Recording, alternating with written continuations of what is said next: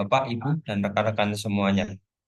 Terima kasih atas antusiasme Bapak Ibu yang luar biasa dalam mengikuti online kelas milik Kors Aceh dengan tema pengenalan dan perencanaan auditor energi termal dan mekanikal. Saya Muhammad Tio Justisia, izinkan saya untuk memandu jalannya acara pada pagi hari ini, Rabu 15 Oktober 2025. Agar kegiatan ini berjalan dengan lancar dari awal hingga akhir, marilah kita awali dengan berdoa menurut keyakinan masing-masing. Berdoa dimulai.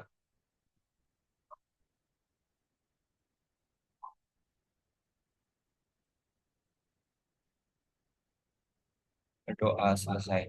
Selanjutnya, marilah kita simak sambutannya yang akan disampaikan oleh perwakilan tim Akademi Kapital Energi. Kepada Mbak Nadia, kami persilahkan. Terima kasih atas waktu yang telah diberikan. Sebelumnya, Assalamualaikum warahmatullahi wabarakatuh. Salam sejahtera untuk kita semua. Pertama-tama, saya ucapkan terima kasih kepada narasumber kita pada hari ini, yaitu Bapak Andi Stianto STMT. Selamat pagi, Bapak Andi. Selamat pagi, Mbak. Salam sehat. Baik, Mbak. Terima kasih, Bapak, sudah menyempatkan waktunya untuk mengisi Sobat Minikas Aceh pada hari ini. Saya ucapkan terima kasih juga kepada seluruh sobat Akademi Kapital Energi yang sudah bergabung pada hari ini dan terima kasih kepada tim Akademi Kapital Energi yang sudah menyelenggarakan acara Sobat Minikos Aceh. Baik, untuk judul kelas Minikos kita pada hari ini yaitu pengenalan dan perencanaan auditor energi termal dan mekanika. Jadi, Bapak, Ibu, serta rekan-rekan peserta yang saya hormati, kegiatan kali ini mengangkat tema yang sangat penting yaitu pengenalan dan perencanaan auditor energi termal dan mekanikal. Jadi energi ini merupakan salah satu aspek krusial dalam keberlanjutan operasional industri dan peran auditor energi menjadi sangat strategis dalam memastikan efisiensi serta pengelolaan energi yang optimal. Jadi melalui kegiatan audit energi khususnya di bidang termal dan mekanikal ini kita dapat mengidentifikasi potensi penghematan energi, menekan biaya operasional serta dapat mendukung penerapan prinsip efisiensi dan juga keberlanjutan di tempat kerja. Jadi pengenalan dan juga perencanaan yang baik di langkah awal yang menentukan keberhasilan proses audit energi. Jadi dengan pemahaman yang tepat terhadap sistem termal dan juga mekanikal, seorang auditor ini dapat menyusun rencana kerja yang juga efektif, melakukan analisis yang akurat, serta memberikan rekomendasi yang aplikatif.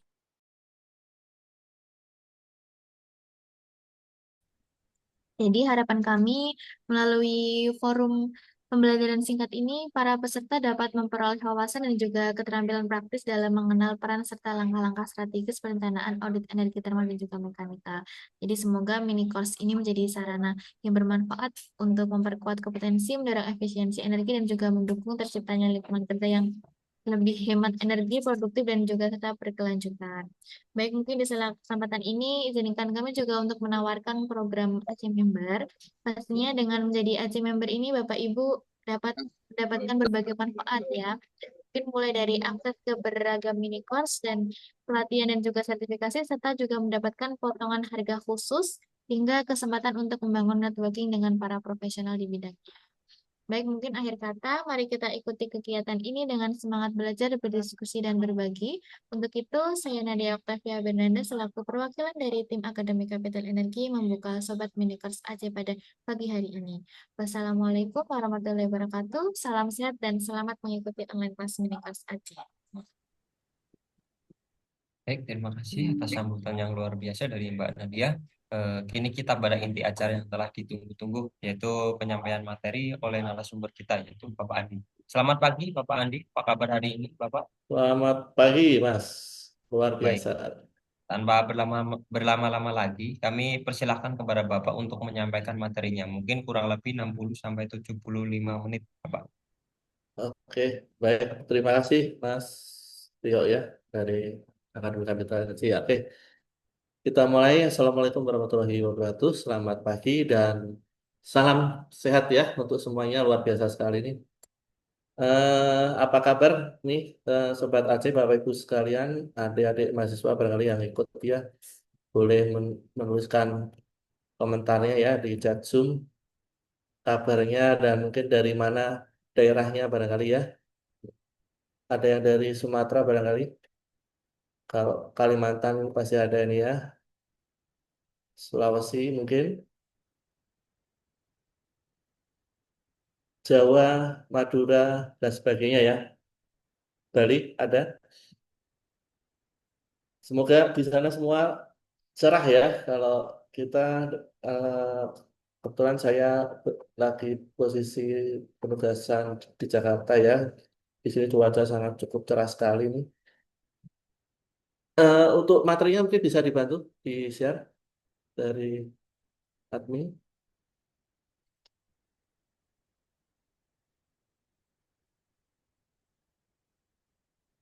Oke, baik. Sambil menunggu materi ya. Ini ada dari profesional kah di sini, Bapak Ibu, yang mungkin berpengalaman dan sedang berkecimpung di manajemen energi barangkali mungkin bisa ditulis ya namanya mungkin atau yang sedang belajar juga barangkali atau adik-adik mahasiswa ya yang mungkin sedang mengambil tugas akhir atau tesis ya hubungan dan manajemen energi mungkin cukup menarik sekali gitu ya. Ada yang dari profesional?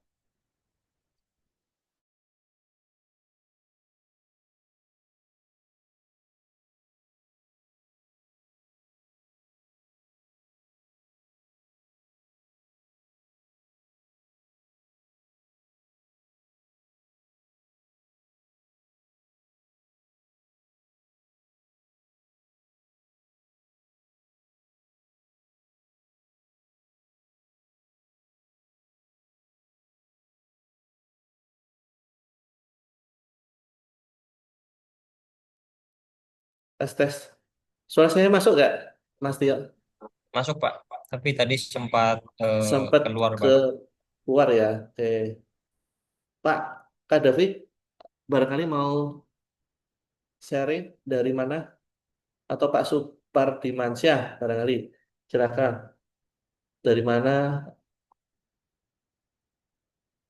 profesional atau dari sektor apa barangkali Pak? Pak Haris nih, ada juga nih, mantap nih. Oke. Oke, kalau masih belum ada yang mau sharing, kita langsung saja ya.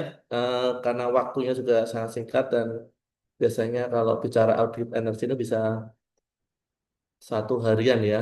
Tapi ini akan dibatasi dan di pagi ini kita akan fokus terkait perencanaan saja ya. Fokus terkait sekali lagi perencanaan dan temanya adalah pengenalan dan perencanaan auditor energi thermal dan mekanikal. Nah, ini namanya kalau thermal dan mekanikal ini hubungannya pasti apa?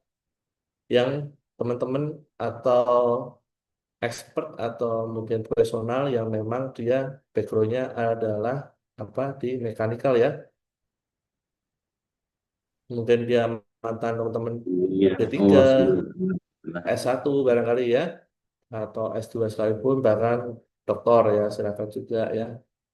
Eh, Mungkin perkenalan singkat saya sudah disampaikan ya, nama saya Andrisanto dan sampai sekarang saya lebih banyak memberikan pengajaran ya atau konsultasi dalam hal audit energi di beberapa perusahaan ya dan eh, juga berlaku sebagai asesor juga gitu ya dan silakan saja apabila ada keperluan terkait audit energi nanti mungkin bisa Japri melalui admin Aceh ya untuk bisa kita lanjut diskusinya. Oke, baik ya. Ini untuk eh, backgroundnya. Baik lagi, auditor energi thermal dan mekanikal ini biasanya dilakukan oleh seorang ya, seorang atau expert yang berbackground di mekanik ya, atau mungkin di Pak kalau teknik kimia gimana, industri gimana ya kalau dia memahami mungkin bisa juga gitu ya. Dan ini hubungannya dengan thermal. Kalau bicara thermal berarti ada kaitannya dengan apa? Dengan suhu ya, dengan suhu ya bisa panas ya, bisa dingin gitu ya. Dan ini di peralatan yang ada di suatu perusahaan ya, di suatu pabrik barangkali ataupun di organisasinya, institusinya ya, yang memang menggunakan peralatan-peralatan yang sifatnya berpendingin dan berpenghangat ya. Contohnya apa? Apa Sobat AC? Biasanya AC ya, air conditioner ya, betul ya? Itu kan berpendingin ya. Kalau kita mungkin hidup di negara tropis ya, AC mungkin ini sering digunakan dan akhir-akhir ini mungkin panasnya luar biasa sekali. Bisa siang itu menyentuh 37 ya, mungkin ya, 36, 37 ya. Dan kita perlu untuk air conditioner gitu ya. Tapi beda halnya ketika kita tinggal di Eropa ya, mungkin di ya kita sebut di Belanda itu ya, Jerman, Skotlandia atau Rusia, bahkan itu malah di sana air conditionernya tidak berlaku ya. Di sana apa? Menggunakannya adalah heater gitu ya. Karena apa? Di luar sana suhunya adalah minus gitu ya. Bisa -2, -5 gitu ya. Bahkan di salah satu kota di Rusia sana ya, itu sampai bisa -40 derajat itu ya, kalau nggak salah ya. Dan orang jualan apa namanya ikan yang biasanya kalau kita di negara tropis butuh apa namanya cooling storage itu ya,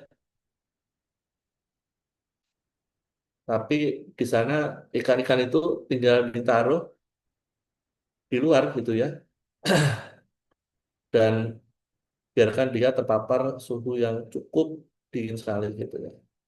Oke ya, baik ini hubungannya adalah thermal dan mekanikal. Silakan saja nanti apabila ada yang bertanya boleh langsung di apa di chat atau mau speak up juga silakan ya. Oke, next.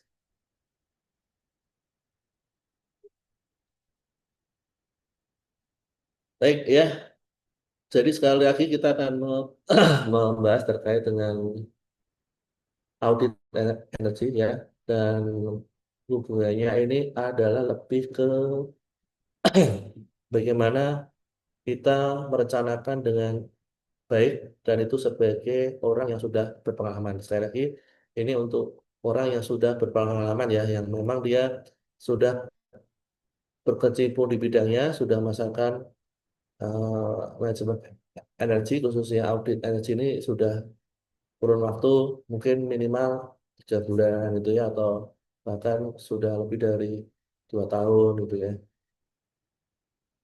Kita akan lihat nanti dari segala aspek ya, ada pengetahuannya, keterampilannya ya, termasuk attitude-nya atau sikap kerjanya. Misalkan kalau mau ke site berarti kita harus menyiapkan apa?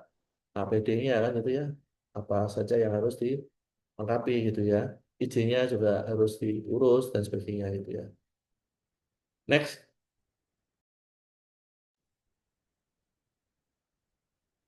Baik ya. Eh kita bicara energi ya, dan dalam kurun waktu sekarang ini memang sedang gencar-gencarnya kita diminta untuk meningkatkan eh, energi yang ini gitu, disebutnya adalah energi baru terbarukan ya. Dan di tahun 2025 ini sebetulnya kalau berdasarkan rencana itu harusnya kita sudah sampai di posisi 25% gitu ya, rencana awal itu ya. Tapi ya dengan segala dinamikanya ya, dengan segala perjalanannya ternyata menyentuh angka 25% secara nasional itu sangat cukup berat ya, dalam hal yang macam-macam ya, pendanaan ya, modal, kemudian regulasi juga, dan yang pasti adalah terkait geopolitik ya, termasuk bagaimana apa namanya di politik global sekarang ya,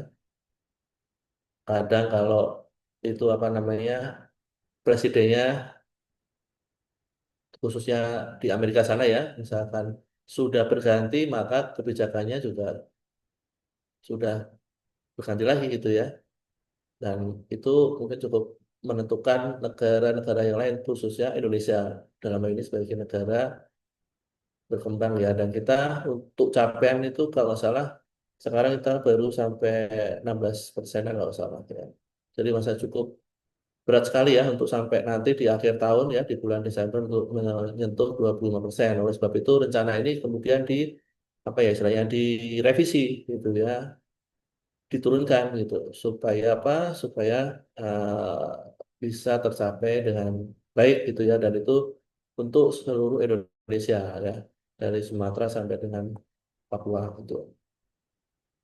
Nah, pemanfaatannya Coba aja cara melakukan ilmu fadail. Dakwahnya pentingnya ilmu fadail. Mengajak ya tes suaranya ada yang bocor ya. Oke, baik kita lanjutkan. Ini untuk energi ini kalau kita melaksanakan manajemen energi di suatu perusahaan ya atau di institusi biasanya back mas back belum. Nah itu kita akan diminta untuk melakukan penghematan ya. Apa saja misalkan sebelumnya menggunakan lampu pijar gitu ya, lampu neon ya. Nah, kemudian dilihat tuh selama 1 bulan misalkan ya, ketemunya angka untuk penggunaan listriknya sekian misalkan gitu ya. Anggaplah 10 juta ya sebelum dilakukan penggantian gitu ya. Terus kemudian akhirnya dilakukan penggantian di tahun berikutnya ya. Dan angkanya untuk penggunaan energinya turun katakanlah menjadi katakanlah itu ya menjadi 9 juta gitu ya. Berarti ini kan ada apa? Ada saving gitu ya. Ada penghematan dalam bentuk energi dalam bentuk angka yang memang bisa dikuantifikasi ini. Nah, ini adalah contoh yang simpel itu ya. Kalau mungkin di tempat Bapak Ibu itu ya, kalau dibilang Pak, di saya perusahaannya manufaktur itu, ya itu juga sebetulnya bisa dipetakan itu ya, energinya apa saja gitu ya, yang digunakan atau yang memang itu menjadi inputan untuk proses produksinya gitu kan.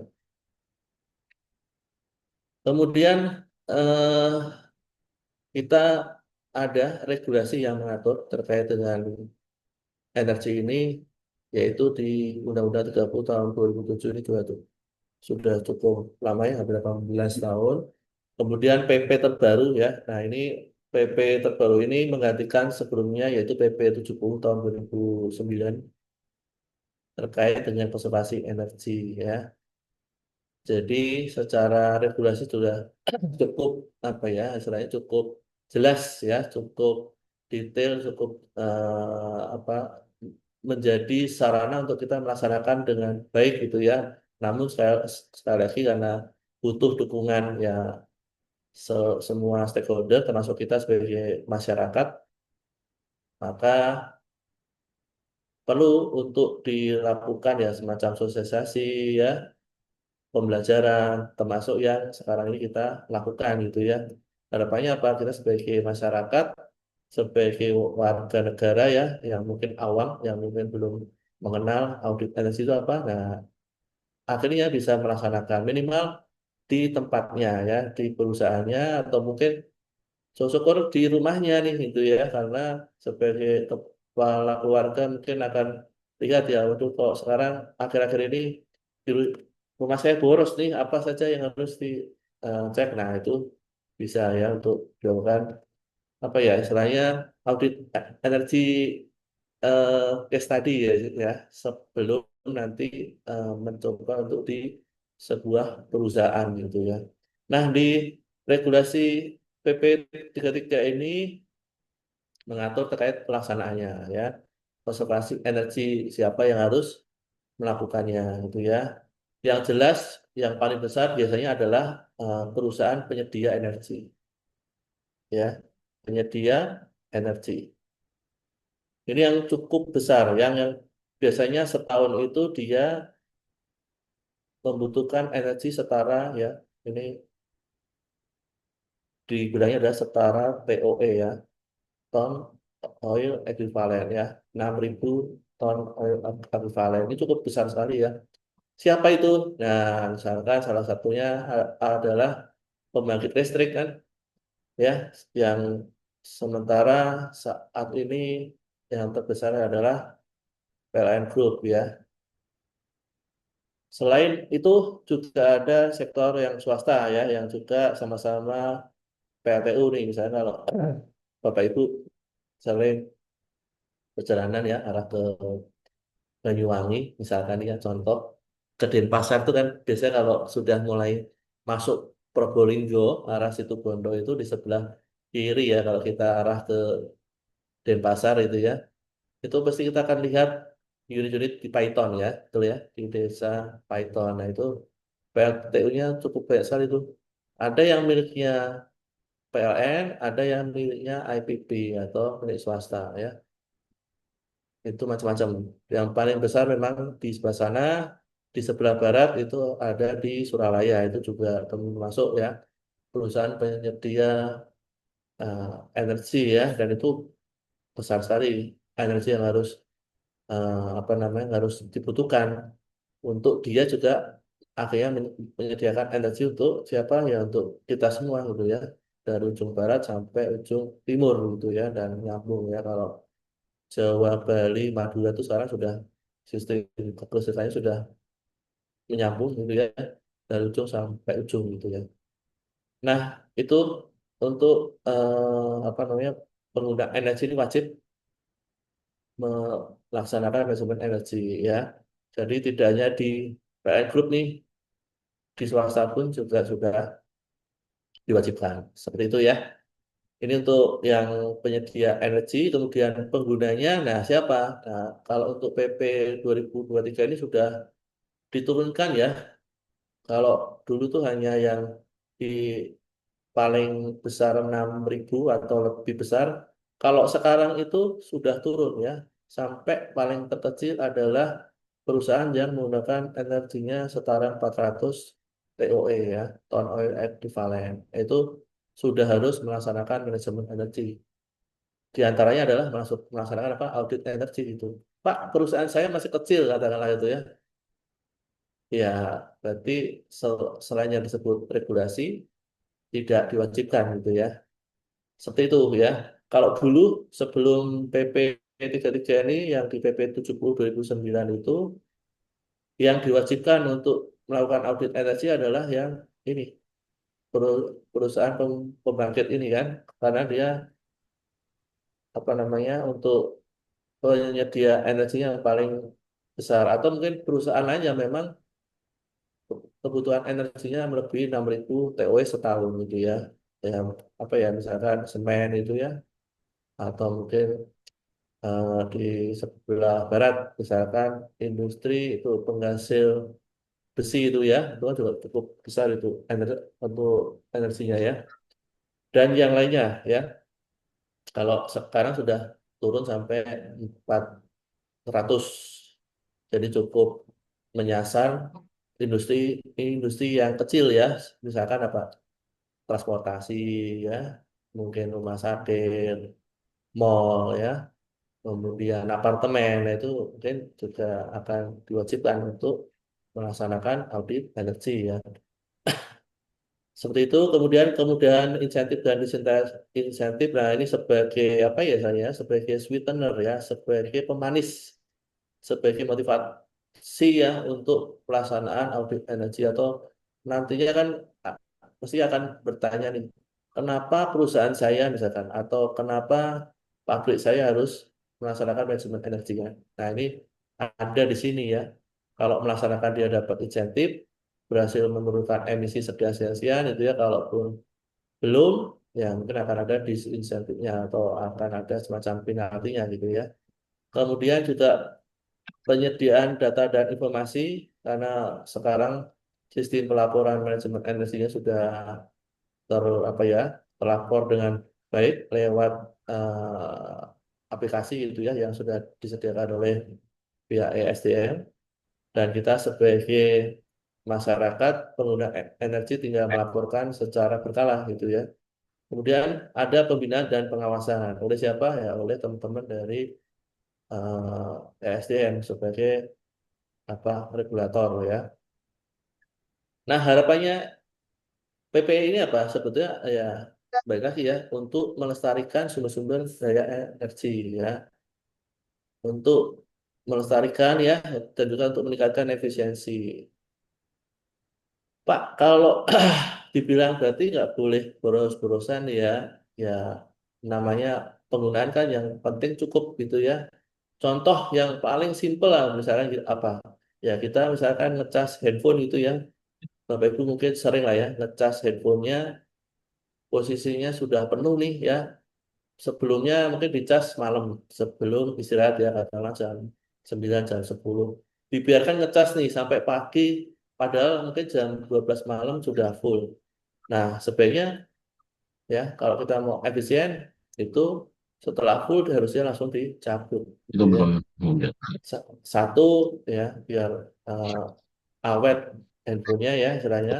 Yang yang kedua, si charger atau peralatan yang tertancap itu juga sedikit banyak dia akan menyerap energi gitu ya. Termasuk lampu-lampu yang mungkin tetap menyala padahal ruangan itu tidak digunakan. Ya, seperti itu ya. Lebih ke usaha untuk penghematan gitu ya. Kemudian, nah harapannya ketika ini ada regulasi payung hukum, maka pelaksanaannya nantinya di seluruh apa ya, seluruh instansi, seluruh sektor itu akan bisa secara sistematis ya dilaksanakan seluruh workforce yang ada di perusahaannya itu ya bisa terencana ya, bisa terpadu ya, gampang monitoringnya gitu ya. Untuk tahapan pengelolaan energi berdasarkan regulasi ini cukup ini ya, cukup banyak sekali dan menyangkut beberapa sektor, baik dari sisi hulu maupun sampai dengan sisi hilirnya ya atau sisi masyarakat ini ya, dan melibatkan semua entitas atau stakeholder yang ada gitu ya, dan termasuk yang sekarang ini di PP ketiga sudah ada perusahaan energi ya, perusahaan jasa energi disebutnya ESCO biasanya, Energy Service Company ini biasanya dia fokus untuk terkait kebutuhan audit energi gitu ya. Sudah mulai banyak berkembang sebetulnya di Indonesia ya. Silakan nanti bisa di browsing sendiri gitu ya. Kemudian next Mas,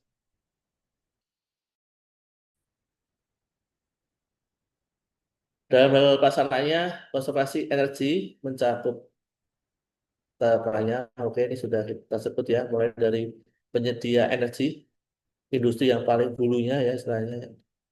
Kemudian pengusahaan energinya seperti apa, kemudian pemanfaatan dan konservasinya seperti apa.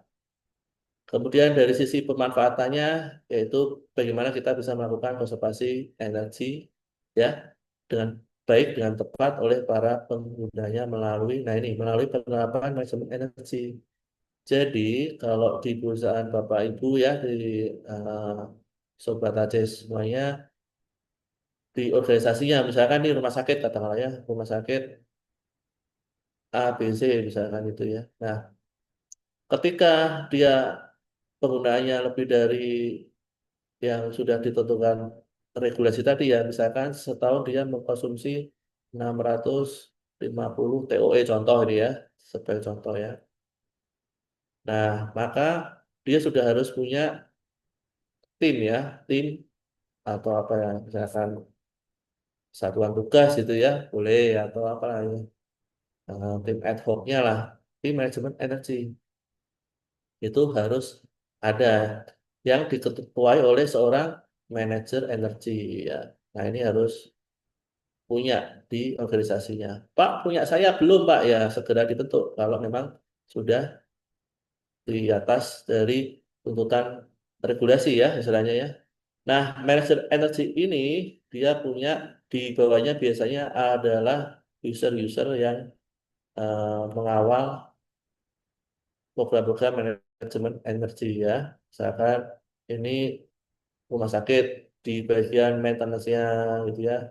Ini di bagian service unit atau apa itu ya. Nah, audit energi biasanya di mana? Biasanya ada di lehernya di sini ya. Audit energi, auditor sorry ya, adalah orang yang melakukan audit ya, melakukan apa namanya semacam check and recheck ya, dia mampu untuk melihat mana-mana yang potensi masih boros ya, yang mungkin masih bisa untuk ditingkatkan, yaitu seorang auditor ya, boleh satu orang ya, boleh minimal sih biasanya dua ya, atau di tempat yang lain yang biasa saya pernah itu apa itu pernah berkunjung itu biasanya sampai lima bahkan itu ya, dan dia punya keahliannya ya. Kalau berdasarkan regulasi seorang auditor itu ada tiga apa namanya,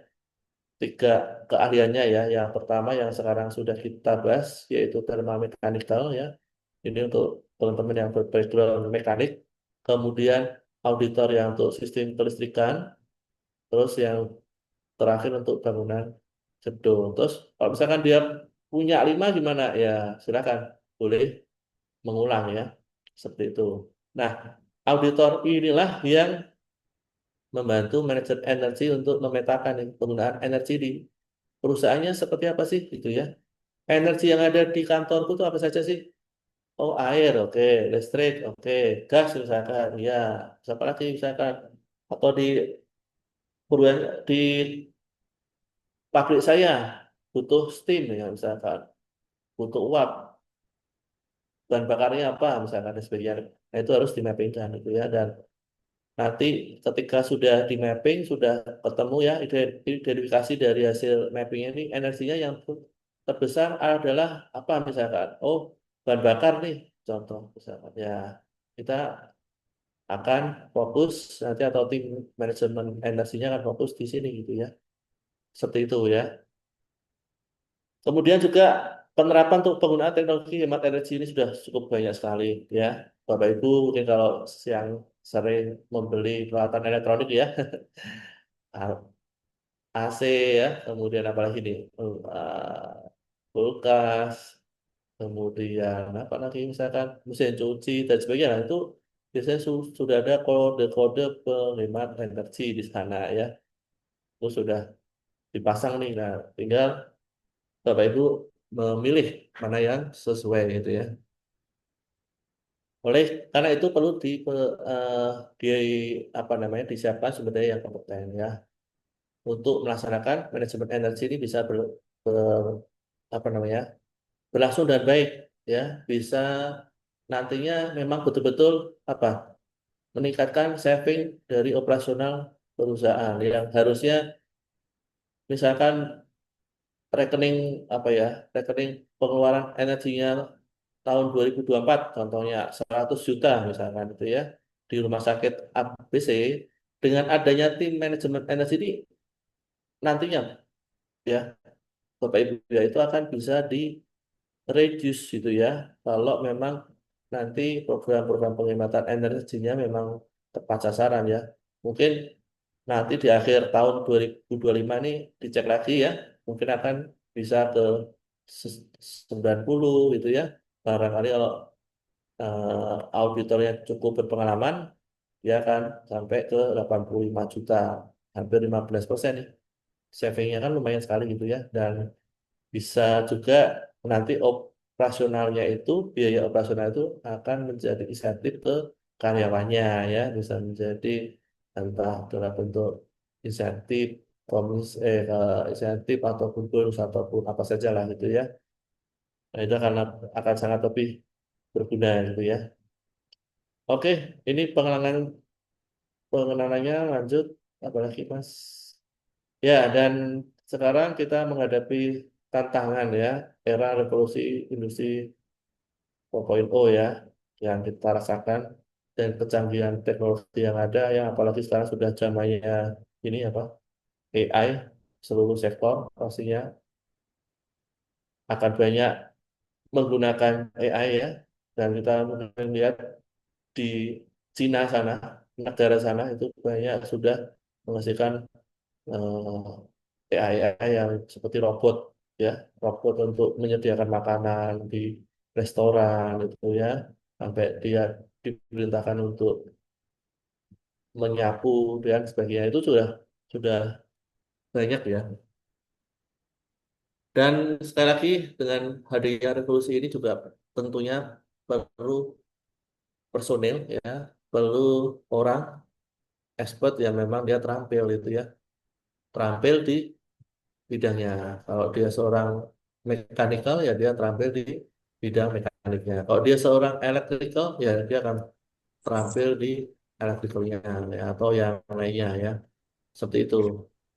Nah, salah satunya di sini adalah auditor energi ya, yang akan kita bahas. Dan ini selaras dengan regulasi lagi terkait dengan kebutuhan ya, dan ini sudah diamanahkan di regulasi di Kemenaker ya, atau biasanya disebut SKKNI, menjadi standar ya.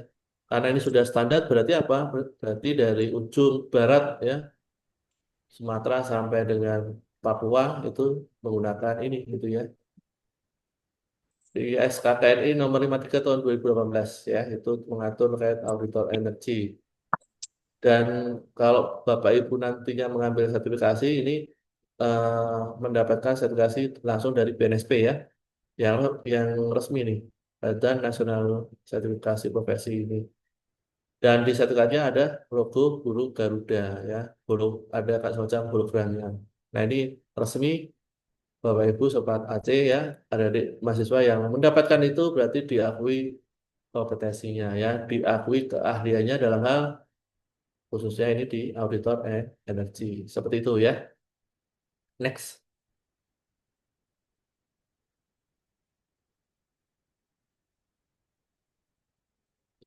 Ya, ini secuplik aja ya berdasarkan hasil evaluasi, saya kasih auditor selama ini ya, dan perkembangan secara global ya, dan kita di era saat ini kan kalau di luar sana itu ada juga semacam standar ya, yaitu ISO 50001, dan ini mungkin beberapa perusahaan di Indonesia yang memang dia sudah go public khususnya ya, dan dia sudah ISO macam-macam ya, mulai dari mutu ya 9001 ya, kemudian lingkungan 14001 ya, terus kemudian untuk safety 40051. Nah ini biasanya dilengkapi lagi dengan ini ya 50001 ya, terkait manajemen energi. Ketika dia sertifikatnya banyak, berarti perusahaannya ini memang well proven ya, memang sudah diakui oleh siapa ya, oleh pemangku anu ya, stakeholder ya, pemangku kepentingan istilahnya, untuk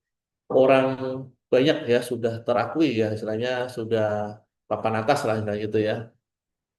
Nah, ketika perusahaan di tempat kita bekerja nih ya, misalkan sudah mengaplikasikan ISO 50001, pastinya banyak program-program terkait pelibatan yang dipasang di apa, misalnya di papan informasi, papan pengumuman itu ya, atau mungkin dia makan macam semacam stiker itu ya, misalkan matikan laptop, matikan PC komputer ini apabila tidak digunakan, itu yang simpel-simpel misalkan, atau misalnya lampu-lampu di eh, gudang, di workshop yang memang cukup besar ya, energinya itu juga apa, ada semacam stikernya gitu ya, atau Pak, kami rubah di tempat kami menggunakan sistem sensor gerak. Oke, itu akan lebih bagus sekali ya.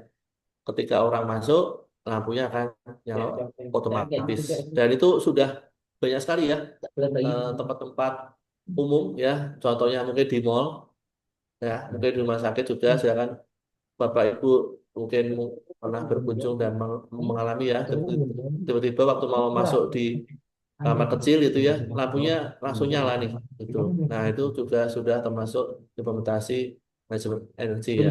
Atau juga mau menggunakan apa namanya, eskalator ketika mau naik ke atas. Pertamanya mati, tapi ketika kita menginjakkan kaki pertamanya gitu ya, ke anak tangganya lah, atau kita mau melangkah, dia otomatis running. Nah itu juga apa namanya, termasuk itu ya. Dan yang lain ya banyak sekali yang sudah menggunakan sensor-sensor yang apabila ada aktivitas manusia di situ, energinya bisa digunakan. Nah itu akan sangat saving lagi gitu ya.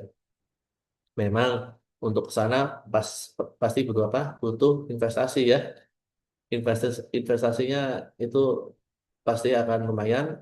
Tapi seiring dengan penghematan secara berkala per tahunnya, kalau dihitung-hitung entah pakai rumus payback period gitu ya, mau pakai rumus IRR, NPV dan sebagainya, pastinya kan kalau memang secara keekonomiannya ya itu besar itu baik, maka investasi kita akan balik gitu ya, balik modal istilahnya gitu. Juga ada ISO 50002 ini cabangannya sebenarnya dari ISO 50000 ya, yaitu fokus atau khusus di audit energi ya. Di sana ya di apa banyak dikupas. Mungkin kalau nanti mau membedah lagi di ISO 50000, silakan saja bisa kontak ke admin Aceh ya untuk nanti bisa disiapkan itu. Ini banyak sekali membahas terkait klausul yang ada di audit energi sebetulnya ya kalau mau mempelajari sini. Oke, itu next itu yang ISO yang mendasari ya. Kemudian penggunaan SKK ini ya ini dibutuhkan seluruhnya untuk institusi ya, perusahaan, bahkan mungkin di teman-teman pembuat kebijakan juga ya, di teman-teman regulator ya, di kementerian itu juga saya yakin pastinya mengaplikasikan manajemen energinya gitu ya dengan baik di sana. Ini untuk institusi pendidikan dan pelatihan memberikan informasi ya untuk pengembangan program dan kurikulum dan silabusnya, terus juga menjadi acuan dalam pelatihan dan sertifikasi. Next, Mas. Kemudian untuk SKK ini juga banyak digunakan ya di dunia usaha, industri ya. Biasanya ya ini yang biasa nih untuk teman-teman adik-adik mahasiswa yang mungkin sedang mencari pekerjaan ya. Banyak ditanyakan ya sudah punya sertifikat apa saja misalkan oh dia punya sertifikat auditor energi misalkan sudah punya sertifikat manager energi ya akan menjadi nilai tambah ya akan menjadi portofolio yang baik untuk kita apabila kita memang sudah memegang sertifikat tersebut gitu ya. Kemudian juga untuk membantu penilaian kinerjanya kalau ini untuk teman-teman yang profesional yang sudah bekerja. Kemudian juga untuk membantu uraian jabatan untuk teman-teman HR biasanya untuk membuat job desk apa itu ya. Kemudian juga untuk pengembangan program pelatihan yang berdasar pada kebutuhan industri. Sekali lagi, auditor energi ini hadir karena memang awal mulanya kebutuhan dari industri itu ya. Makanya sekarang muncul untuk auditor energi yaitu diamanahkan undang-undang ada 3 skema ya sekali lagi dan bisa di note ya thermal mechanical kemudian sistem kelistrikan dan bangunan gedung. Ini semuanya berlisensi nasional ya. Silakan nanti bisa komunikasi dengan admin Aceh ya apabila Bapak Ibu ya apa namanya adik-adik juga yang memang sudah sedikit berpengalaman dalam hal audit energi bisa bertanya ke sana gitu ya. Lanjut.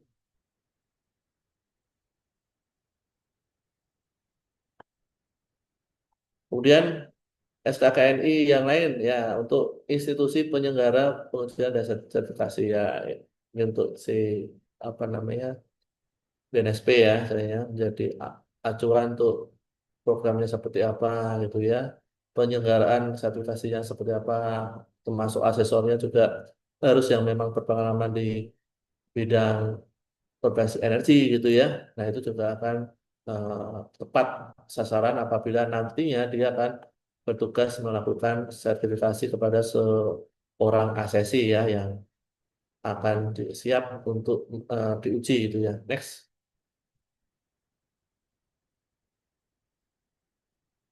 lanjut Mas. Nah, ini kalau di SKK ini ya yang sudah disebutkan 53 tahun 2018 ya kalau nggak salah itu untuk auditor thermal mechanical ya ini saya singkat aja AE untuk TM itu ada unit-unit kompetensi ya unit kompetensinya itu ada 6 ya pertama adalah ya merencanakan audit energi yang sekarang kita bahas itu hanya satu unit kompetensi ya merencanakan audit energi ya. Kemudian melaksanakan rapat pembukaan ya, ini dengan stakeholder terkait ya, dengan pimpinan perusahaan, dengan manajemen yang ada, dengan BOD kalau memang sampai direksi misalkan ya, dengan siapapun itu ya. Kemudian yang ketiga ya, pengumpulan data ya. Data yang ada kalau thermomechanical ya, data thermomechanical seperti apa itu ya dikumpulkan, baik data primer maupun data sekunder. Kemudian apalagi yang keempat adalah merencanakan pengukuran. Kita mau ambil titik di mana saja sih? Ya. Oh, di panel X, Pak. Oh, juga di panel ujung, Pak. Y misalkan atau Z. Nah, itu merencanakan pengukurannya. Titik-titik yang nantinya akan kita lakukan pengukuran atau pengambilan data primer. Kemudian jadi kompetensi yang harus dikuasai adalah melakukan survei lapangan. Nah, ini yang butuh jam terbang memang ya. Kalau memang masih baru, biasanya auditornya akan apa ya? Masih menerka, masih mencari-cari mana sebetulnya yang boros. Karena kan prinsipnya adalah kita saat melakukan audit energi itu adalah mencari yang boros. Nah, sebetulnya ya, mencari mana yang boros, mana yang bocor. Misalkan kita lagi berjalan di lorong produksi, tiba-tiba ada tetesan minyak, oli. Nah, itu sudah termasuk bisa dicatat. Atau misalkan kok ada suara noise dari pompa, pompa apa misalkan pompa air cooling towernya lah, berisik sekali. Nah, itu ya entah karena piringnya rusak, misalkan ya, entah karena hal yang lain ya, atau mungkin motor pompanya juga sedang masalah dan sebagainya. Nah, itu harus dilakukan pemeliharaan ya, seperti itu. Ini untuk survei lapangan, kemudian melakukan analisis data. Nah, ini memang butuh juga yang berpengalaman. Kalau memang auditor internalnya belum berpengalaman, boleh menggandeng dari pihak luar ya, dari ESCO yang tadi sudah saya sampaikan itu termasuk bisa membantu gitu ya. Dan dalam hal ini akademik kapital energi juga sudah berpengalaman. Kemarin juga kita sudah pernah menjadi konsultan untuk audit energi di salah satu perusahaan tambang di Sumatera gitu ya.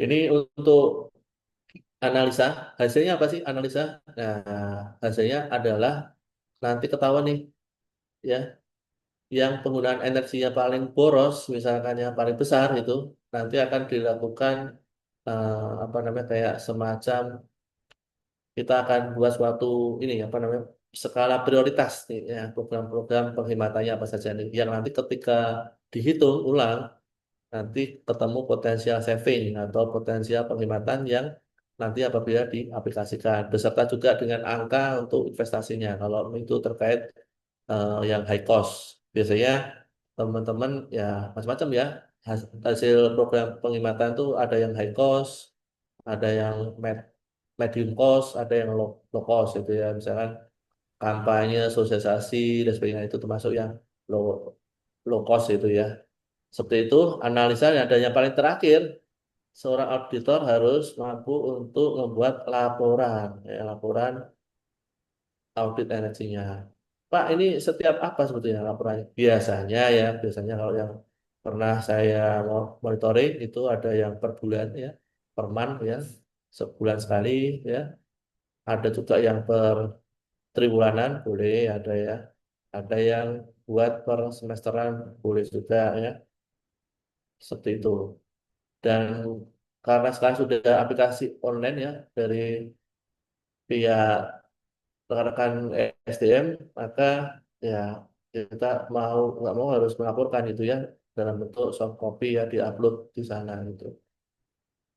Seperti itu ya. Nah ini 7 unit kompetensi ini harus dikuasai ya kalau memang seseorang akan disertifikasi sebagai seorang auditor energi ya dia harus paham semuanya. Nah di pagi ini kita fokus di satu saja ya yaitu merencanakan audit energi. Nah, di dalamnya itu ada yang namanya elemen kompetensi ya, atau subnya dari unit kompetensi yang jumlahnya 7 ini. Yang pertama adalah memperoleh kesempatan tentang audit energi dengan organisasi ya. Sebagai seorang auditor, tentunya ini harus dilakukan ya. pasti dilakukan, mau dia audit internal ataupun auditor eksternal, pasti akan ada sepakat nggak sepakat gitu ya, mana yang diaudit, mana yang tidak boleh atau sementara enggak misalkan dan sebagainya gitu ya. Kemudian yang selanjutnya adalah terkait dengan informasi. Nah, ini juga sebagai auditor harus tahu perusahaan apa yang diaudit, rumah sakit atau apartemen misalkan gitu ya, atau mall misalkan, atau pabrik misalkan, atau dan yang lain-lain ya. Ya, kita harus mengetahui organisasinya tuh apa ya, minimal ya PT-nya, alamatnya kalau kita sebagai auditor eksternal ya, ya di mana dan sebagainya, jumlah karyawannya berapa dan sebagainya. Terus yang elemen kompetensi yang ketiga adalah menyampaikan informasi kepada organisasi terkait audit energi atau apa saja yang nanti akan dilakukan. Minimal apa? Sampaikan timnya ya. Pak, saya lead audit energinya, Pak. Oke, ya berarti dia sebagai komandannya ya, saya atau sebagai kaptennya. Nah, biasanya seorang lead audit ya itu akan dibantu oleh yang sudah saya sampaikan tadi minimal tiga ya, dibantu oleh auditor satu, auditor dua, auditor tiga, dan auditor yang lain kalau memang dia anggaran cukup banyak, biasanya sampai lebih dari tiga. Nah, masing-masing ini harusnya sudah punya sertifikasi yang tadi sudah ditentukan, termasuk lead auditornya juga harus punya sertifikat ya. Kalaupun misalkan belum ya berarti masih dipertanyakan nanti hasilnya seperti apa ya, diakui atau seperti apa gitu. Gitu ya. Ini terkait elemen kompetensi ya yang harus dikuasai oleh seorang auditor energi. Nah, nanti kita bedah lagi ya, kita masuk lagi ke sub-sub elemen dalam bentuk kriteria unjuk kerjanya atau apa sebetulnya yang harus disiapkan supaya kita memahami kesepakatan audit energi misalkan. Next, Mas. Nah, ini ya, pertama untuk kesepakatan energi kriteria unjuk kerjanya di sini kita harus mengetahui tujuan audit energi di tempat itu apa, tujuannya apa itu ya. Scope of work-nya apa? Atau saya singkat ya, SOW ya. Biasanya scope of work-nya apa? Karena di situ ada lini produksi ada 10, Pak saya fokus 4 dulu Pak. Oke, berarti audit energi di produksi 1 sampai 4. Yang lain gimana? Yang lain nanti bertahap misalkan. Ya udah, berarti audit energi pada lini produksi 1 sampai 4. Nah itu cukup jelas sekali itu ya. Terus nanti peralatannya apa saja? Nah itu juga harus disepakati di awal itu ya.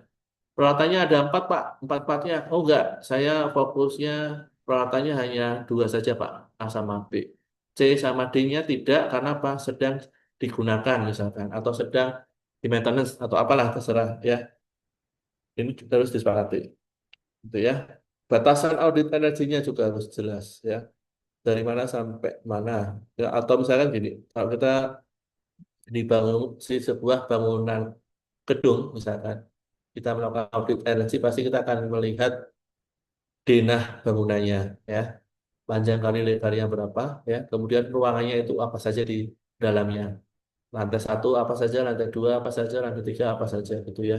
Terus kita juga akan melihat nanti ini untuk teman-teman ya yang di bangunan gedung, dia akan menghitung biasanya luasan ruangan itu ya, misalkan ini panjangnya let's say 10 meter contoh ya Bapak Ibu ya, terus ini 4 meter contoh. Nah, dengan luasan seperti ini, misalkan dia menggunakan lampu, jumlahnya ada misalkan satu ya, ada di sini dua, ada tiga, ada empat. Nah, ini dihitung ya semuanya ya.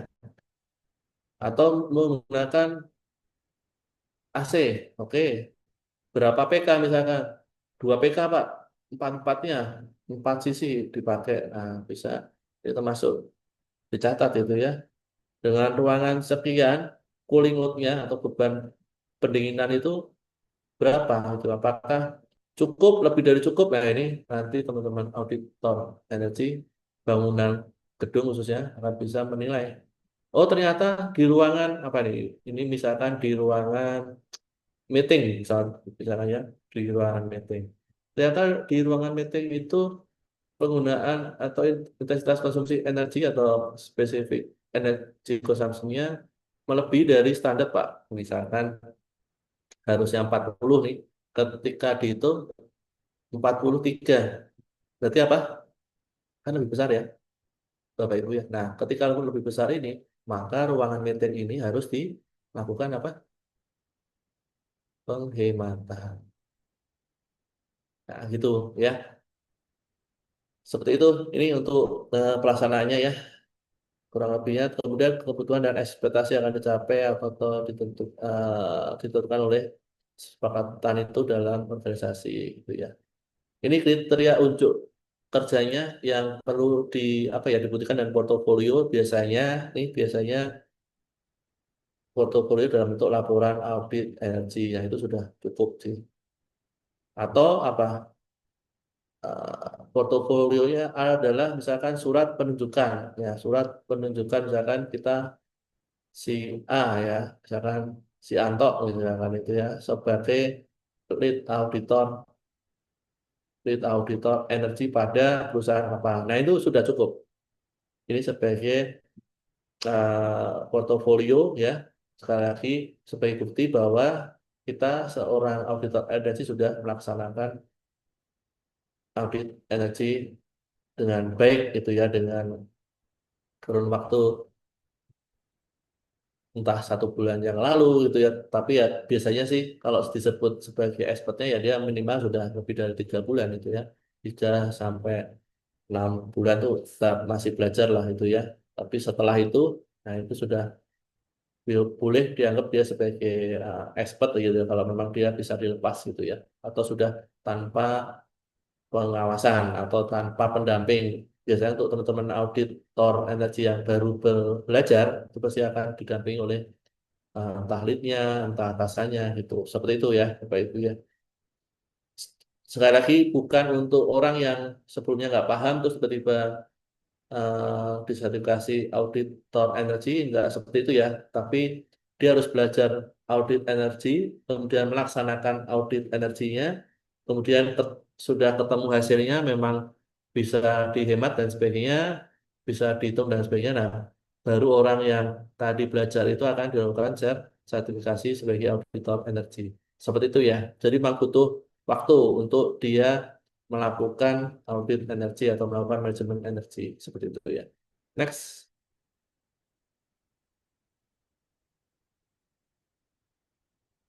lanjut Mas.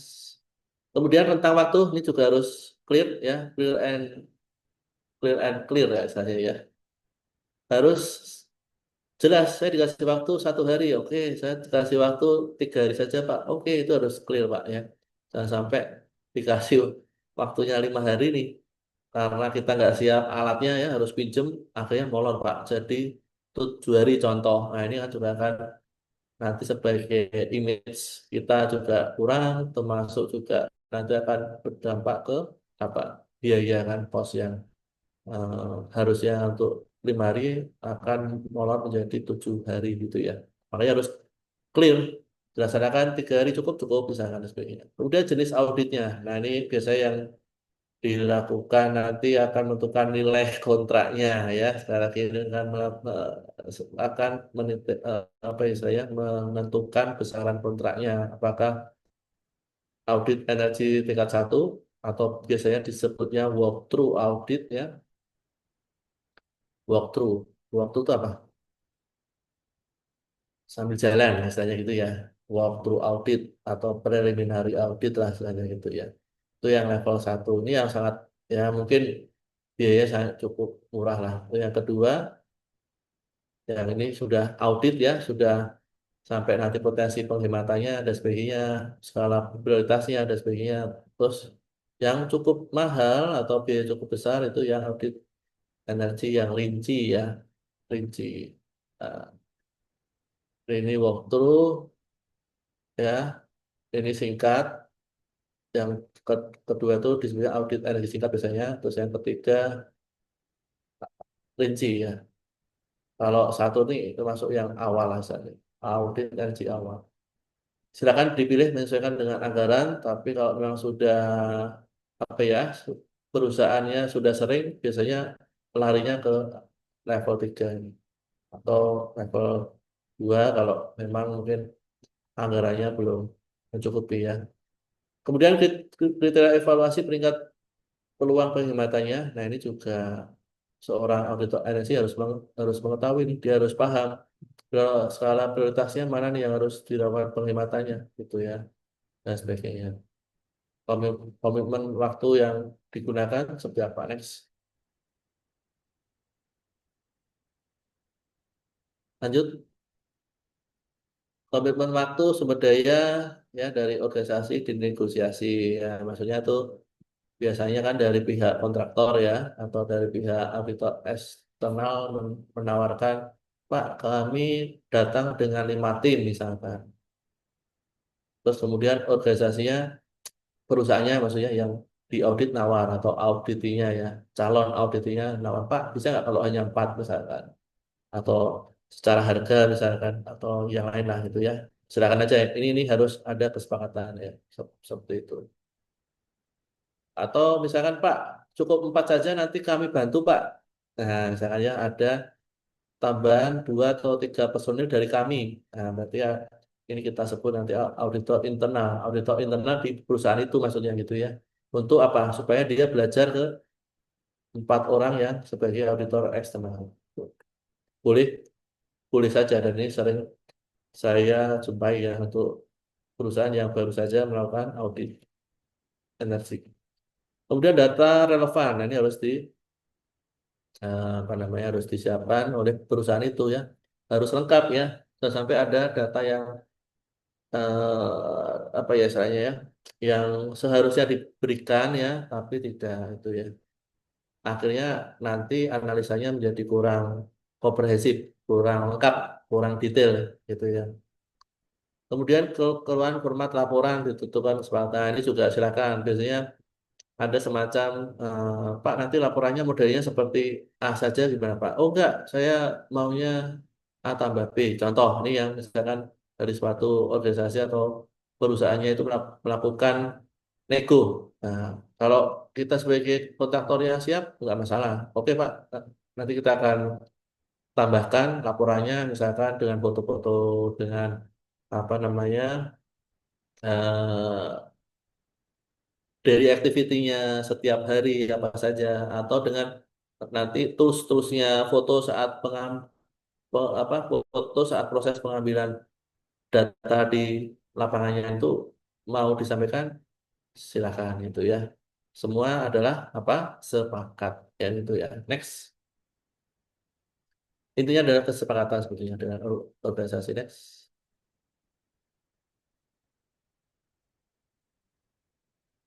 Next. Metode pemberian tanggapan atas laporan akhir ditentukan sesuai kesepakatan. Ya, ini biasanya nanti di saat rapat closing ya, saat ah, di akhir nanti ya, seperti apa. Kemudian perwakilan organisasi bertanggung jawab. Nah, ini biasanya Pak nanti pada saat timnya Bapak melakukan audit, nanti akan kita siapkan tim kami nih, misalkan nih. Siapa PSC-nya? Oh, tim HAR nanti oleh supervisor HAR misalkan, oke. Terus tim bagian produksi nanti sama supervisor operation misalkan dan sebagainya. Nah itu harus disepakati, gitu ya. Dan jangan sampai pada saat hari H apa, ternyata PSC-nya nggak siap, ya, nggak siap dalam artian ya sudah ditunjuk harusnya dia siap kan gitu ya, atau tiba-tiba cuti, ya, misalkan gitu ya, tiba-tiba. Tapi kalau sakit ya itu kan nggak bisa direncanakan, itu boleh digantikan oleh istilahnya apa ya, backup supervisornya lah, misalkan apa disebutnya foreman-nya boleh, group leader-nya boleh gitu ya, silakan saja. Yang penting ada perwakilan yang nanti mendampingi saat minimal saat melakukan survei lapangan gitu ya. Terjadi. Kemudian proses untuk menyepakati perubahan ruang lingkup ini juga harus disepakati ya di klausul kontraknya, atau mungkin di notulen boleh kalau misalkan ada notulennya kan, misalkan Pak ini ternyata ada penambahan ruang lingkup nih, ya sudah adendum berarti misalkan boleh saja itu ya. Next. Kemudian persyaratan perundangan ini cukup jelas sekali. Jadi kita sebagai auditor juga harus melek melek regulasi ya dalam hal ini eh, mulai dari undang-undang lah katakanlah gitu ya sampai Permenaker sampai Permen sampai ke, ke Dirjen itu kita harus memegang itu semua ya termasuk mungkin referensi ya untuk spesifik energy consumption-nya misalkan dari mana boleh itu untuk menjadi acuan kita saat kita melakukan proses audit energi. Kemudian peraturan hambatan lain yang mempengaruhi lingkup, oke, diperjelas. Kemudian rencana strategisnya juga yang berpengaruh ke KPI organisasi ya atau kinerja organisasi ya juga harus diperjelas. Kemudian next penerapan sistem manajemen, nah ini juga harus diperjelas ya di organisasi itu seperti apa sistem manajemennya, apakah sudah komprehensif, sudah terlaksana dengan baik gitu atau masih fase apa misalkan gitu ya. Kemudian faktor pertimbangan khusus ya yang dapat merubah semuanya, ruang lingkup, prosesnya, bahkan sampai kesimpulannya juga bisa untuk dilakukan perubahan apabila diperlukan gitu ya. Kemudian pertimbangan lain, langkah-langkah potensi peningkatan kinerja energinya ya. Ini juga harus clear and clean ya. Next.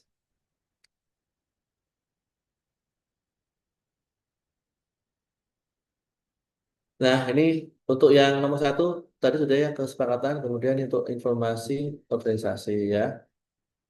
Di sini apa saja ya untuk kriteria unjuk kerjanya atau seorang auditor dia harus eh, pernah misalnya ya. Di sini ada fasilitas peralatan dan jasa perasaan audit harus dijelaskan. Jadi misalkan dia mau melakukan audit di perusahaan XYZ gitu ya. Kemudian toolsnya XYZ perusahaan itu cukup lengkap nih. Ya sudah, berarti dia hanya butuh jasa orangnya saja. Nah, misalkan itu ada yang seperti itu boleh gitu ya. Atau Pak, karena kami perusahaannya toolnya nggak lengkap, jasa orang plus toolnya gimana Pak? Oh boleh, bisa saja gitu ya. Nah, ini semua harus disampaikan itu ya. Kemudian pertimbangan komersial dan pertimbangan lain yang mempengaruhi kesimpulan dan dari komersial auditor harus disampaikan. Next. Semua ini ada di laporan audit sebetulnya. Nah, ini tuh batasan variabel ya, batasan variabel, ini konteks variabelnya. Jadi ini mencakup pekerjaan untuk melakukan kesepakatan dan relevannya harus harus ada dan ini biasanya yang banyak disampaikan, banyak disertakan di laporan audit energi itu ya. Datanya apa? Ya pastinya dong data pemanfaatan energi gitu ya. Misalkan nih kalau saya buat pie chart gitu ya, sorry, sorry. Atau saya buatin aja deh yang paling mudah bar chart ya. Pemanfaatan energi yang paling besar ternyata listrik Pak di tempat saya. Listrik. Oke, gas di tempat kita ya kurang lebih sekian Pak. Air sekian contoh. Contoh nih ya.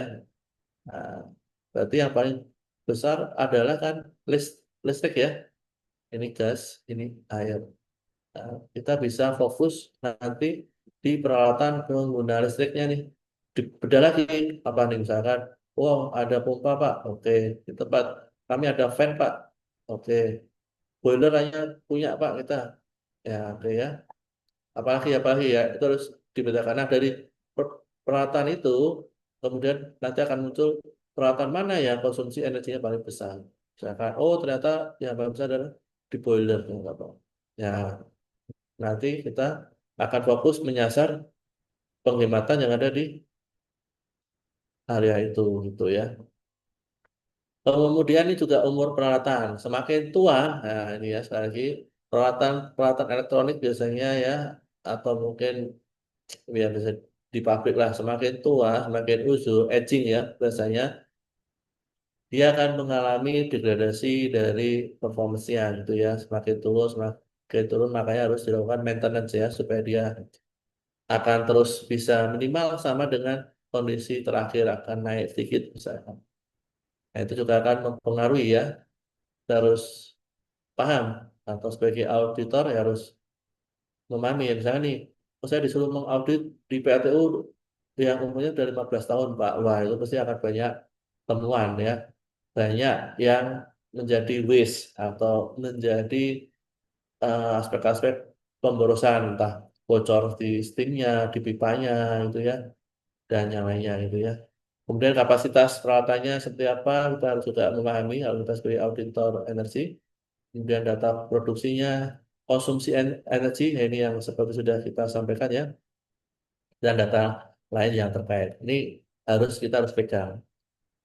Kalau nggak punya ya kita harus harus nanya, harus minta kepada yang kita audit atau sebagai audit. Kemudian pertimbangan lainnya ya, bersifat subjektif, ngasih pendapat, ide, batasannya gitu ya. Dan ini berapa tuh seluruh auditor energi dan tim energi di organisasi tersebut gitu ya. Next. Nah, untuk perkapnya, perkap itu peralatan dan perlengkapan saya singkat. Peralatannya ya kalau misalkan kita untuk nantinya mengambil data ya, biasanya ATK ya, alat, saya singkat juga alat tulis kantor ya, pulpen ya, pensil. Pak, sekarang saya pakainya itu gadget, Pak. Pakai apa tuh? Tab misalkan itu ya. Boleh aja itu ya.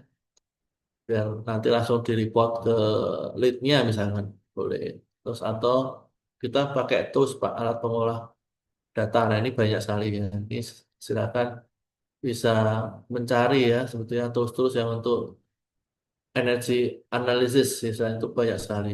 Nanti bisa apa namanya untuk menjadi apa ya? eh, menjadi tool kita yang memang cukup efektif gitu ya. Tinggal kita masukkan data kapasitasnya misalkan itu, kemudian dengan sekali enter klik dia akan langsung menghitung sampai membuat apa namanya itu distribusi linearnya. Nah, selama 1 tahun itu penggunaan di peralatan ini A misalkan gitu, dia akan langsung muncul. Misalnya gitu. Itu sangat lebih baik lagi. Alat pengolah data ini juga perangkat lunaknya ya atau softwarenya misalkan itu juga harus disiapkan. Next.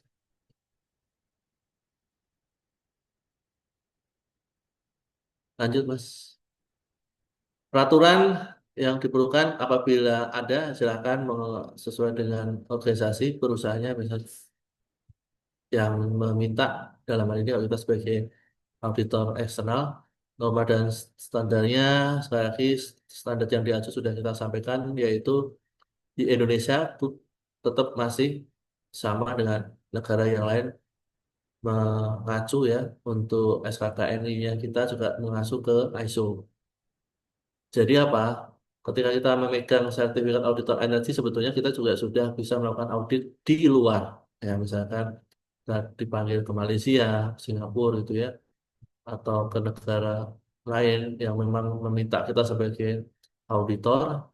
Kalau kita berbekal sertifikat itu sangat dimungkinkan akan diterima ya atau semacam direcognize lah oleh perusahaan yang membutuhkannya. Seperti itu. Next.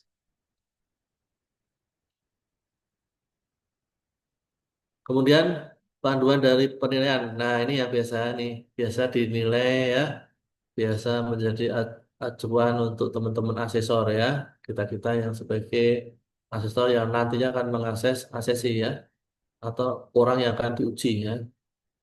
Dan dilihat penilaiannya saat dia dilakukan uji kompetensi baik melalui bukti langsung ya, bukti tidak langsungnya seperti apa itu ya.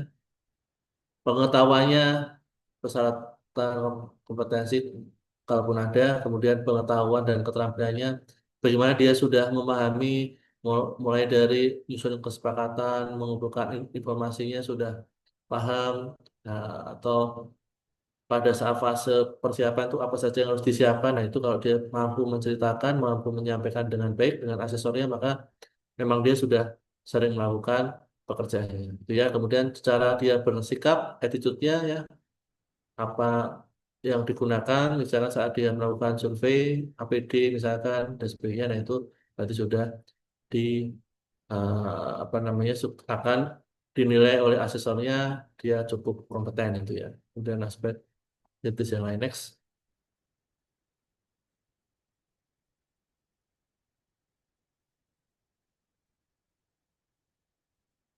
Ini saya skip aja ya. Ini untuk sebagai syarat TUK saja. Nah, perlu disampaikan. Next.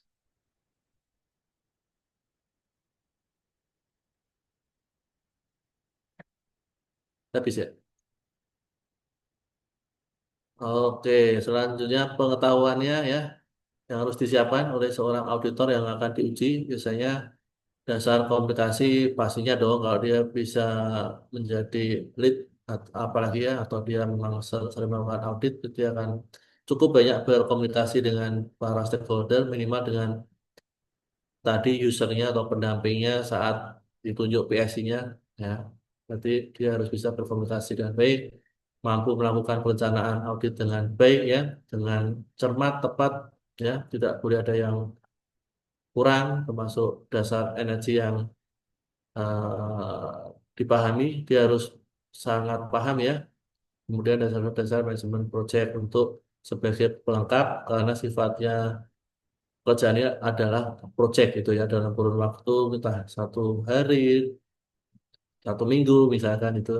Nah, ini sedikit banyak itu biasanya akan menyinggung ya atau dipertanyakan terkait dengan bagaimana manajemen proyek yang dia kuasai juga. Keterampilan komunikasi efektif next. Kemudian sikap pekerjaan yang diperlukan saat nantinya dia melakukan demonstrasi ya, melakukan apa namanya, melaksanakan perintah yang diminta oleh asesornya ya, misalkan coba saya minta saudara melakukan perencanaan audit energi seperti apa. Nah, ketika dia menyampaikannya dengan baik ya, dengan tepat, urut ya dari awal sampai akhir ya, tidak ada aspek yang dilewati ya nilai Anda kan kompeten nanti gitu ya. Dan aspek kritis yang ada di unit kompetensi ini adalah ini kesepakatan. Sekali lagi kata kunci dari perencanaan audit adalah kesepakatan. Dengan siapa? Dengan auditi ya. Sekali lagi auditi adalah pihak yang diaudit. Kalau auditor adalah pihak yang melakukan audit. Dalam hal ini misalkan saya melakukan audit ya, misalkan di perusahaan Akademi Kapital Energi ini contoh ya. Apabila dia sebagai seorang sebagai organisasi punya mesin pabriknya besar nih. Nah, saya ada di sini, Akademi Capital Energy ada di sini. Itu ya, auditor dan audit. Next.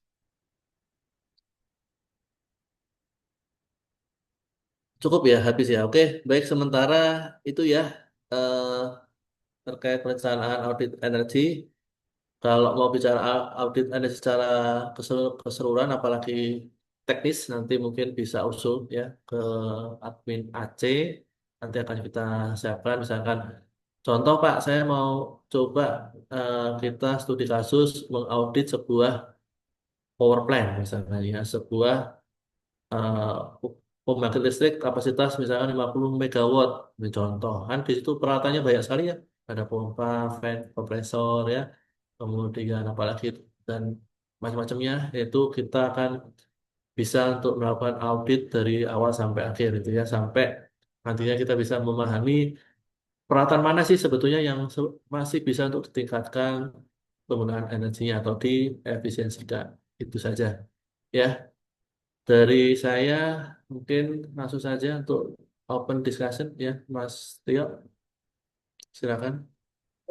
Dan Baik, bisa mungkin break jika ada sebentar yang ya. ingin bertanya bisa raise hand atau lewat kolom chat.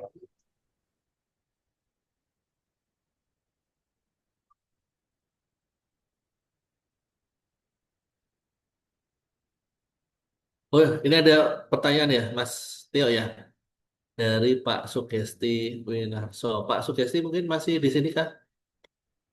Pak Sugesti Masih, Pak. sudah out ya? Masih Pak, masih. Oh, masih. Dari yang perusahaan mana, Pak? Kalau boleh tahu, Pak. Dari BBTM Pak. Oke, salam kenal sebelumnya, Pak. Baik, pertanyaan yang Pak. cukup bagus ya, Pak ya. Eh, Oke. Hubungannya dengan energi baru terbarukan di mana ya, Pak? Oke, baik. Jadi di Kementerian ESDM itu kan ada 4 sektor ya, Pak ya. Empat sektor itu dan empatnya itu dia punya direktorat jenderalnya atau dirjennya ya. Mulai dari pertama saya sebut di sektor pertambangan itu disebutnya minerba Pak, mineral batu bara gitu ya. Kemudian di sektor yang kedua itu di minyak dan gas, migas biasanya ya. Kemudian ada eh, lagi yaitu sektor EBTKE Pak. Energi baru, terbarukan dan berbasis energi gitu Pak ya. Nah, untuk di EBTK ini memang yang apa namanya, yang sekarang ini menjadi ini Pak, menjadi awal untuk kita apa namanya, ya, mulai sedikit meninggalkan fosil istilahnya gitu Pak ya, meninggalkan apa penggunaan energi fosil ya, apa itu misalkan batu bara, minyak bumi dan yang lainnya lah. Harapannya nanti kita ke EBT atau ke energi baru dan terbarukan itu ya Pak ya. Supaya apa ya? Supaya keberlangsungan energinya juga akan lebih lama gitu ya. Kayak misalnya kita lihat di penggunaan rooftop itu sudah hampir banyak industri ya Pak ya. Rumah sakit mungkin di pabrik ataupun di perkantoran, di sekolah mungkin juga sudah banyak yang menggunakan di kampus-kampus itu. Harapannya mulai bergeser shifting itu ya. Nah, kaitannya dengan konversi energi sebetulnya di sini memang ada ini Pak ya, apa namanya? Kalau konversi energi memang dia fokusnya yaitu yang seperti kita bahas Pak, terkait bagaimana penggunaan energi secara efisien gitu ya Pak ya. Bagaimana kita bisa meningkatkan penggunaan yang betul-betul memang itu sesuai dengan kebutuhan ya Pak ya, bukan bocor, bukan apa namanya, yang kita pakai terus kita menganggap itu hal yang biasa, akhirnya sebetulnya yang itu bisa dihemat tapi menjadi pemborosan seolah itu ya. Nah, misalnya kayak lampu dan sebagainya yang sudah kita sampaikan itu ya. Nah, di EBTK ini menjadi satu kesatuan gitu Pak. Kalau di direktoratnya ya Pak ya, di sana sebagai pembinanya kita semua ya, sebagai pembuat kebijakannya ada di sana gitu. Kalau secara sektoralnya seperti itu Pak Sugesti gitu ya. Ini apa menjadi satu kesatuan di rekan-rekan di sektor BTKE gitu. Makanya kan kalau ada forum-forum disebutnya EBTKE bisa gitu Pak ya. Itu ada dua entitas sebetulnya, itu energi baru terbarukan dan konversi energi gitu Pak Sugesti. Oke Pak, So, makasih Pak. makasih. Yang lain barangkali terkait pengalaman di perusahaannya mungkin bisa sambil di-sharingkan ya. Audit energinya yang pernah dilakukan seperti apa gitu ya. Apakah sudah tepat sasaran ya atau mungkin ada yang bertanya, Pak kalau sudah mentok gimana? Maksudnya gini, sudah mentok dihematnya Pak ya. Apa bisa untuk dihemat lagi? Nah, itu juga biasanya ada pertanyaan yang seperti itu juga gitu ya. Sebenarnya sih kita kalau mau melakukan benchmark Pak, melakukan studi banding ke minimal perusahaan yang sejenis, seragam. Dan misalkan industri manufaktur ya kita coba benchmark ke industri manufaktur yang lain gitu ya. Per tahun konsumsi energinya misalkan di perusahaan A 100, perusahaan B 150. perusahaan C 110. Nah, pasti akan mencari dong mana yang bisa saving operasional cost-nya kan gitu ya. Nah, itu eh, bisa apple to apple gitu ya. Mengapa? Karena peralatan pengguna energinya pasti kan akan sama gitu ya. Kalau industri manufaktur benchmarknya ke industri yang lain misalkan transportasi ya, pastinya nanti sangat berbeda ya.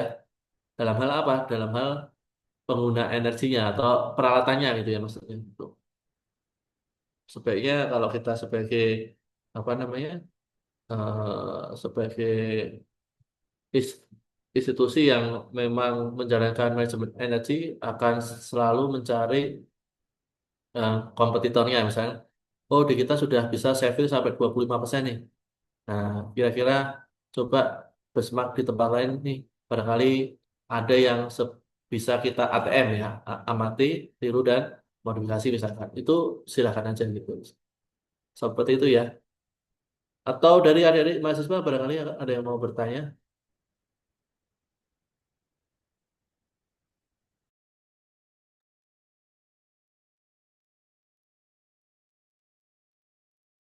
Bertanya bisa langsung on mic atau Yuk, lewat silakan. chat. Boleh lewat chat barangkali kalau memang sedang lagi melakukan aktivitas lain.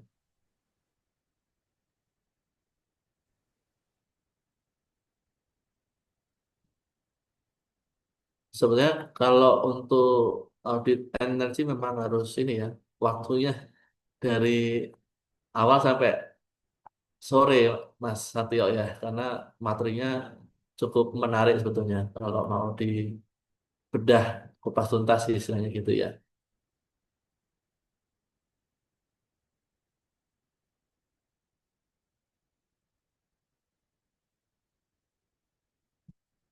Ada yang lain barangkali yang mau sharing aja boleh terkait manajemen energinya atau ini hal yang baru barangkali juga nggak apa-apa tuh. Sepertinya masih belum ada Mas. Sepertinya sudah cukup, Pak. Oke, kalau sudah cukup silakan Mas. Baik, izin ambil alih. Tadi kita telah bersama-sama menyimak bagaimana Bapak Andi menjelaskan terkait pengenalan dan perencanaan auditor energi thermal dan mekanikal. Adapun tujuannya yaitu untuk menilai efisiensi penggunaan energi, mengidentifikasi pemborosan, serta merencanakan langkah penghematan. Proses ini mencakup pengumpulan data, penentuan ruang lingkup, persiapan alat ukur, dan penyesuaian jadwal audit, sehingga hasilnya dapat memberikan rekomendasi teknis untuk meningkatkan efisiensi energi dan menurunkan biaya operasional. Maka Bapak, Ibu, dan rekan-rekan sekalian, jika ingin mendalami topik ini secara lebih lengkap dan terstruktur, kami mengundang Bapak Ibu untuk mengikuti kami lebih mendalam dengan menjadi bagian dari member ACIK yang menjadi program terbaru kami, yaitu ACIK Member, yang terdiri dari tiga eh, klasifikasi. Yang pertama ada silver dengan 3 judul mini course beserta e-sertifikat, ada gold 6 judul mini course beserta e-sertifikat, dan ada diamond dengan 13 judul mini course beserta e-sertifikat. Adapun untuk informasi lengkap dapat Bapak Ibu dan rekan-rekan lihat melalui katalog Instagram kami atau menghubungi admin. Selanjutnya kita akan eh, ini masuki eh, sesi dokumentasi. Namun sebelumnya kepada Bapak Andi mungkin untuk bisa menyampaikan pesan penutupnya, Bapak. Oke, baik, terima kasih Mas Tio. Ya, bicara efisiensi energi mungkin kita eh, cukup ya bisa kita mulai dari diri kita ya, dimanapun kita berada, kita lakukan itu gitu ya, dan itu nantinya akan menjadi contoh ke sobat Aceh yang lain, ke rekan-rekan kita ya, entah di perusahaan kita, mungkin di kampus ya, ataupun di tempat fasilitas umum ya, di mall dan sebagainya. Ketika kita sadar bahwa energi itu apa namanya bisa kita efisiensikan ya, kita hemat dan Itu semua untuk keberlangsungan hidup ya, dan supaya juga nantinya apa ya, eh, kita akan betul-betul ya mendapatkan manfaat yang ini apa namanya, yang cukup terkait dengan, oh, energi itu yang selama ini aku apa namanya aku bayar ternyata loh masih bisa dihemat lagi gitu ya, dan bisa mulai dari rumah. Silakan ya Bapak Ibu Sobat Aceh bisa mulai untuk lakukan audit energi mulai dari rumah lah ya, bisa melihat minimal berapa penggunaan energi terakhirnya ya, kemudian melakukan usaha untuk penghematannya. Itu saja dari saya. Mohon maaf apabila ada yang kurang berkenan saat kita diskusi, dan sampai bertemu di topik-topik selanjutnya. Dan saya akhiri, wassalamualaikum warahmatullahi wabarakatuh. Terima kasih. Terima kasih banyak Bapak Andi atas pesan penutupnya yang sangat luar biasa. Kini saatnya kita dokumentasikan kebersamaan kita hari ini. Kepada seluruh peserta silakan untuk mengaktifkan kameranya. Mari kita lakukan sesi foto bersama dengan pose mengepalkan tangan seperti ini. Kepada rekan kami silakan untuk mengambil dokumentasi. Baik saya pandu. Satu, dua, tiga. Sekali lagi. Satu, dua, tiga. Kemu- se- Mohon maaf, sebelumnya rekan kami ternyata belum mendokumentasikan. Oke, Mungkin sudah, bisa Mas. mencoba sekali lagi. Oh, masih Untuk lagi. Yuk, yuk. Iya, Ayo, yuk. sekali lagi, Pak. Sekali lagi, Karena yuk, tadi yuk. belum terdokumentasi, Pak. Salah satu, yuk. Satu, dua, tiga. Baik, sudah cukup. Oke, Sebelum saya izin sebut, live ya, Mas. Nggih, Pak. Siap. Terima kasih. Saya izin live ya. Ya. Bapak Ibu Sobat Aceh, terima kasih. Baik, sebelum kita memasuki penghujung acara, saya ingin menginformasikan bahwa rekan-rekan Sobat Aceh dapat mengisi klaim e-sertifikat yang dikirim melalui room chat Zoom dan grup WA. Saya ucapkan terima kasih kepada seluruh peserta yang telah mengikuti mini course hari ini. Saya Muhammad Yustisya mewakili tim Akademi Kapital Energi. Mohon maaf apabila terdapat kekurangan dalam penyelenggaraan acara. Sampai jumpa di mini course Aceh berikutnya. Wassalamualaikum warahmatullahi wabarakatuh. Selamat pagi dan sehat selalu, Sobat Aceh. Waalaikumsalam warahmatullahi wabarakatuh. Izin lab, Mas.